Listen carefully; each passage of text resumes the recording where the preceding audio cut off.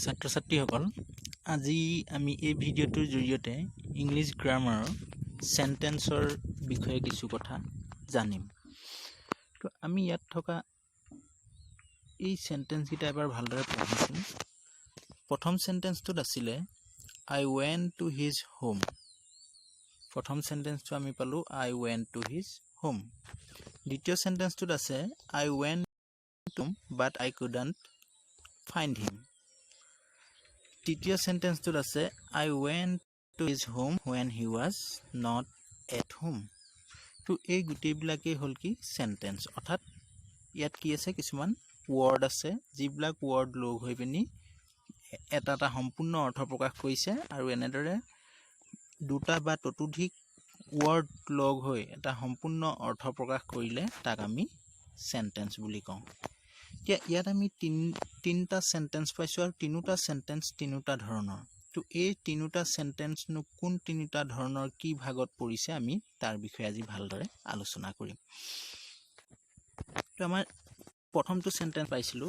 I went to his home। তো I went to his home সেই sentence simple sentence. তো তাক কিহৰ কাৰণে সিম্পল সেন্টেন্স বুলি কোৱা হয় তোমালোকে জানানে? যে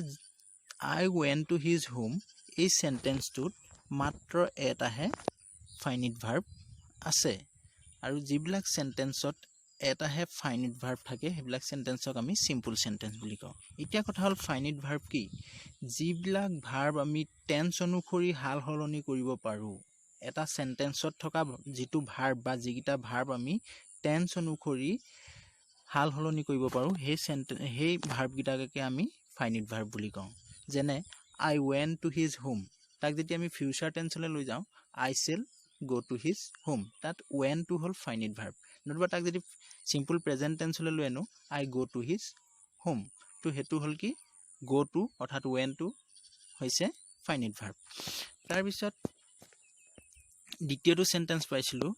I went to his home but I couldn't find him।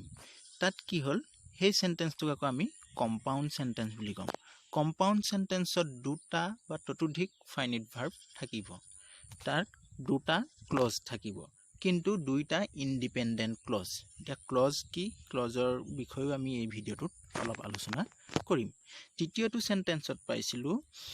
I went to his home when he was not at home, অৰ্থাৎ হেতু হ'ল কমপ্লেক্স সেন্টেন্স। ইয়াতো আকৌ কি হ'ল দুটা বা ততোধিক ফাইনিট ভাৰ্ব থাকিব আৰু দুটা বা ততোধিক ক্লজ থাকিব, কিন্তু তাৰ এটা ক্লজ হ'ব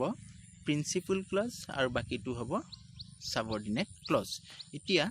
আমি এই সিম্পল, কম্পাউণ্ড আৰু কমপ্লেক্স সেন্টেন্স এই স্লাইডটোত আমি কিছুমান নতুন সেন্টেন্স পাম। এই সেন্টেন্স খিনিনো কি আমি ভালদৰে পৰ্যবেক্ষণ কৰোঁ। ইয়াৰ প্ৰথমটো সেন্টেন্স আছে He is poor but honest। আমি দ্বিতীয়টো সেন্টেন্স পালো I went to market and bought an orange। তৃতীয়টো সেন্টেন্স পালো work hard or you will fail।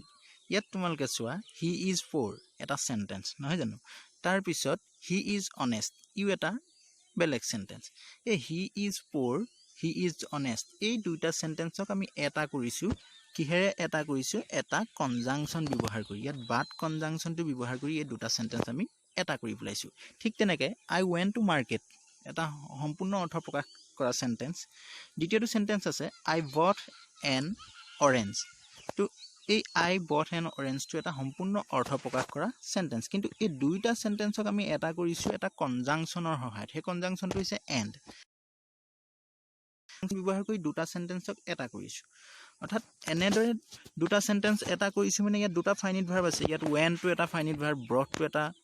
Finite verb, ইয়াত is টো এটা ফাইনিট ভাৰ্ব আৰু ইয়াত এটা is আছে অমিটেড কৰি লুকুৱাই ৰাখিছো, যেটো আমি he is honest বুলি লিখি ইয়াত ডাইৰেক্ট honest বুলি লিখি দিছো। তো ইয়াত is দুটা আছে, দুটা ফাইনিট ভাৰ্ব। ঠিক তেনেকে work hard or you will fail ইয়াত work টো হৈছে ফাইনিট ভাৰ্ব, fail হৈছে ফাইনিট ভাৰ্ব, অৰ্থাৎ দুটা ফাইনিট ভাৰ্ব আছে আৰু এই দুটা সেন্টেন্সক আমি এটা কনজাংশন বা এটা কানেক্টৰ দি পিনি কি কৰিছো এটা কৰিছো। এতিয়া আমি এই সেন্টেন্স খিনিত পালো কি দুটাকৈ তাত ফাইনিট ভাৰ্ব আছে আৰু ইয়াত দুটা বা ততোধিক ক্লজ আছে আৰু প্ৰত্যেকটো ক্লজে কোঅৰ্ডিনেট অৰ্থাৎ ইণ্ডিপেণ্ডেণ্ট ক্লজ অৰ্থাৎ ইটোৰ পৰা ইটো পৃথক কৰি দিলে সেন্টেন্সটো আধৰুৱা বা অসম্পূৰ্ণ হৈ নপৰে যদি আমি ইয়াতে সেন্টেন্সটো বাদ দিওঁ এই বাট হি ইজ অনেষ্ট এটো যদি বাদ দিওঁ হি ইজ পোৰ ই সম্পূৰ্ণ অৰ্থ প্ৰকাশ কৰা এটা সেন্টেন্স হ'ল ঠিক তেনেদৰে আই ৱেন্ট টু মাৰ্কেট কি অংশটো যদি আমি বাদ দি দিওঁ তেতিয়া কিন্তু সেন্টেন্সটো এটা সম্পূৰ্ণ অৰ্থ প্ৰকাশ কৰিব ঠিক তেনেদৰে আমি যদি চাওঁ এই আগৰ অংশটো আমি বাদ দি দিলোঁ আই ৱেন্ট টু মাৰ্কেট বাদ দি দিলোঁ বাদ দি পেনি ইয়াত লিখিলোঁ আই বট এন এপল ইয়াত অৰ্থ প্ৰকাশত কোনো ধৰণৰ অসম্পূৰ্ণতা বা আধৰুৱা হৈ নাথাকিলে গতিকেলৈ ইয়াত দুটা ইণ্ডিপেণ্ডেণ্ট ক্লজ যোগ হৈ আছে দুটা ইণ্ডিপেণ্ডেণ্ট ক্লজ যোগ হৈ এনেকৈ এটা সেন্টেন্স গঠন হ'লে তাক আমি কম্পাউণ্ড সেন্টেন্স বুলি কওঁ অৰ্থাৎ ইয়াৰ যি দুটা ক্লজ আছে দুইটা ক্লজে হৈছে স্বাধীন ইটোৱে আনটোৰ ওপৰত নিৰ্ভৰ কৰি অৰ্থ প্ৰকাশ কৰা নাই গতিকেলৈ আমি কম্পাউণ্ড সেন্টেন্সৰ লক্ষণ হিচাপে পালোঁ যে ইয়াত coordinate clause plus coordinate clause অৰ্থাৎ independent clause plus independent clause থাকে তাৰপিছত ইয়াত টু অৰ মোৰ দেন টু ক্লজেছ থাকে ইয়াত ক্লজ দুটাও হ'ব পাৰে তাতকৈ বেছিও হ'ব পাৰে ঠিক তেনেকৈ তৃতীয়টো পালোঁ ইয়াত কনজাংচন কিছুমান থাকিব যিহেতু ইয়াত দুটা বা ততোধিক সেন্টেন্সক এটা কৰি দিয়া হয় কম্বাইন কৰি দিয়া হয় তেতিয়া তাত আমি কনজাংচন হিচাপে and or but yet therefore then এইবিলাক আমি বহুৱাওঁ তো এইটোৱে হ'ল কম্পাউণ্ড সেন্টেন্স অৰ্থাৎ কম্পাউণ্ড সেন্টেন্সত আমি কোঅৰ্ডিনেট ক্লজ দুটা বা ততোধিক পাম ইয়াত দুটা বা ততোধিক ক্লজ থাকিব আৰু ইয়াত কিছুমান কনজাংচন থাকিব ঠিক আছে ইয়াৰ পাছৰটো স্লাইডত আমি যাওঁ পাছৰটো স্লাইডত আমাৰ কিছুমান সেন্টেন্স আছে প্ৰথম সেন্টেন্স আছে I know the boy who stood first দ্বিতীয়টো সেন্টেন্স আছে this is school where he worked তৃতীয়টো সেন্টেন্স আছে that he is honest is known to all আৰু শেষৰটো সেন্টেন্স আছে as you are wise you must lead them ইয়াত আমি পাইছোঁ কি ইয়াতো দুটা ফাইনিট ভাৰ্ব আছে আই নোটো হ'ল ফাইনিট ভাৰ্ব হু ষ্টুডটো হ'ল ফাইনিট ভাৰ্ব অৰ্থাৎ এই সেন্টেন্সটোত দুটা ফাইনিট ভাৰ্ব আছে ঠিক তেনেকৈ দিছ ইজ ইয়াত ইজটো থাকি গ'ল তথাপিতো ইয়াতে দিছ ইজ হ'ব লাগিছিলে দিছ ইজ দ্য স্কুল ইয়াত ইজটো হৈছে finite verb where he work এই ৱৰ্কটো হৈছে ফাইনিট ভাৰ্ব অৰ্থাৎ ইয়াতো দুটা ফাইনিট ভাৰ্ব পালোঁ আমি ঠিক নেক্সটটো সেন্টেন্সত পালোঁ হি ইজ অনেষ্ট ইয়াত ইজটো হৈছে ফাইনিট ভাৰ্ব ইজ নন ইয়াত ইজটো হ'ল ফাইনিট ভাৰ্ব অৰ্থাৎ ইয়াত দুটাকৈ ফাইনিট ভাৰ্ব আছে ঠিক তেনেকৈ এজ ইউ আৰটো হৈছে ফাইনিট ভাৰ্ব আৰু ইয়াত ইউ মাষ্ট লিড তো ইয়াত লিডটো হ'ল ফাইনিট ভাৰ্ব অৰ্থাৎ প্ৰত্যেকতে ইয়াত কি হৈছে দুটাকৈ ফাইনিট ভাৰ্ব আছে আৰু ইয়াত দুটা বা ততোধিক ক্লজ আছে অৰ্থাৎ ইয়াত দুটা ক্লজ মিনিমাম থাকে এতিয়া আগৰ কম্পাউণ্ড সেন্টেন্সতো আমি দুটা ফাইনিট ভাৰ্ব পাইছিলোঁ আৰু দুটা ক্লজ পাইছিলোঁ কিন্তু ক্লজৰ মাজত ইয়াত আমি এটা পাৰ্থক্য পাম ইয়াত তোমালোকে চোৱা এই সেন্টেন্সটোত আই নো দ্য বয় এই ডোখৰলৈকে যদি আমি প্ৰকাশ কৰোঁ ই এটা সম্পূৰ্ণ অৰ্থ প্ৰকাশ কৰা সেন্টেন্স হ'ব কিন্তু হু ষ্টুড ফাৰ্ষ্ট বুলি ক'লে মানে ইয়াত কিন্তু সম্পূৰ্ণ অৰ্থ প্ৰকাশ কৰা সেন্টেন্স নহয় হি আধৰুৱা সেন্টেন্স হ'ব হু ষ্টুড ফাৰ্ষ্ট বুলি ক'লে ইয়াত আধৰুৱা সেন্টেন্স এটা লৈ পৰিলে ইয়াত দিছ ইজ দ্য স্কুল বুলি ক'লে ই এটা সম্পূৰ্ণ অৰ্থ প্ৰকাশ কৰা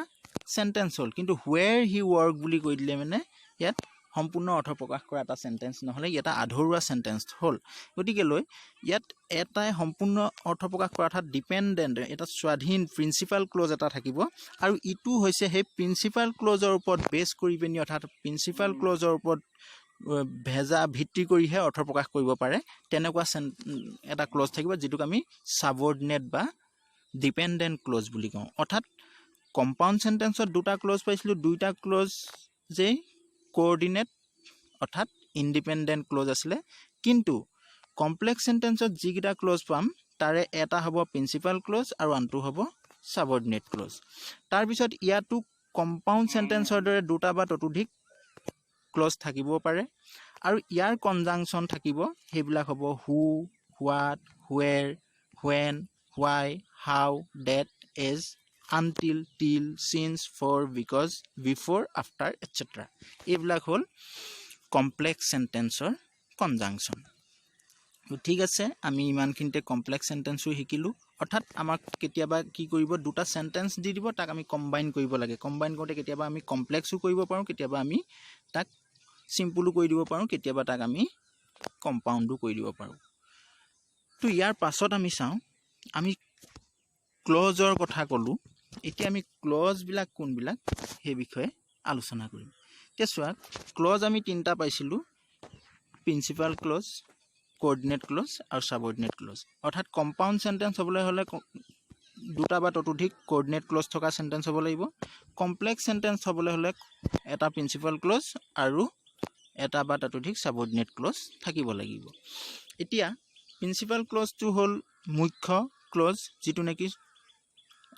আন এটা ক্লজক অৰ্থ প্ৰকাশত সহায় কৰে কোঅৰ্ডিনেট ক্লজটো হ'ল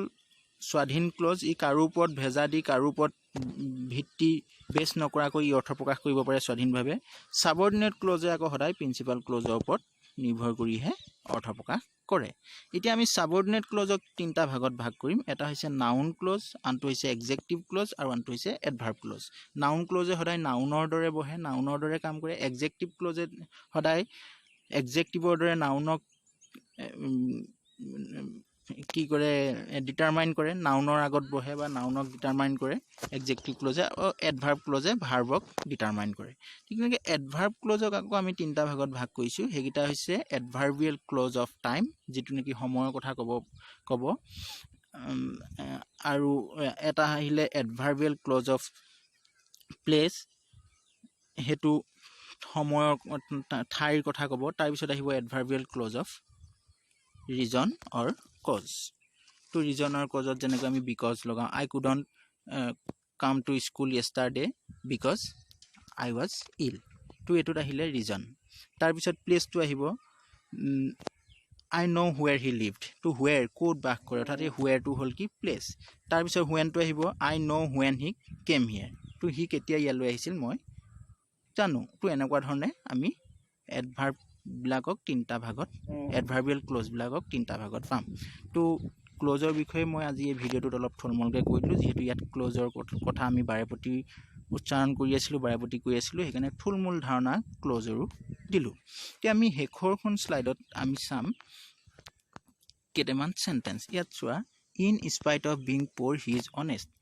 এই সেন্টেন্সটো দীঘল সেন্টেন্স কিন্তু দীঘল হ'ল বুলিয়ে যে ইয়াত ই কমপ্লেক্স বা কম্পাউণ্ড হ'ব হেতু নহয় দীঘল সেন্টেন্সও কেতিয়াবা সিম্পল হ'ব পাৰে কাৰণ ইয়াত আমি চাব লাগিব কেইটা ফাইনিট ভাৰ্ব আছে এটাই ফাইনিট ভাৰ্ব আছে গতিকে লৈ এটা সিম্পল সেন্টেন্স এই সিম্পল সেন্টেন্সটোক আমি আকৌ কি কৈছো কম্পাউণ্ড সেন্টেন্স হিচাপেও লিখিছো কেনেকৈ লিখিছো হি ইজ প'ৰ বাট অনেষ্ট আৰু তাক আমি কমপ্লেক্স সেন্টেন্স হিচাপেও লিখিছো দো he is poor but honest এতিয়া তোমালোকক পৰীক্ষাত এনেকৈও আহিব পাৰে কম্বাইন দ্য ফলোয়িং সেন্টেন্স এনেকৈ দিলে he is poor he is honest এতিয়া তোমালোকে এনেকৈও লিখিব পাৰা in spite of being poor he is honest এইটো সিম্পল সেন্টেন্সলৈও লৈ যাব পাৰা নতুবা এনেকৈও লিখিব পাৰা he is poor but honest compound সেন্টেন্সলৈও লৈ যাব পাৰা নতুবা এনেকৈও লিখিব পাৰা though he is poor he is honest complex সেন্টেন্সলৈও লৈ যাব পাৰা আৰু কেতিয়াবা তোমালোকৰ এনেকৈও আহিব পাৰে he is poor but honest এই কম্পাউণ্ড সেন্টেন্সটো তোমালোকে কমপ্লেক্স কৰিব লাগে তেতিয়া তোমালোকে লিখিব লাগিব though he is poor he is honest নতুবা কেতিয়াবা এনেকৈও দিব পাৰে though he is poor he is honest এই কমপ্লেক্স সেন্টেন্সটো তোমালোকে সিম্পল সেন্টেন্সলৈ লৈ যাব লাগে তেতিয়া তোমালোকে লিখিব লাগিব in spite of being poor he is honest ধন্যবাদ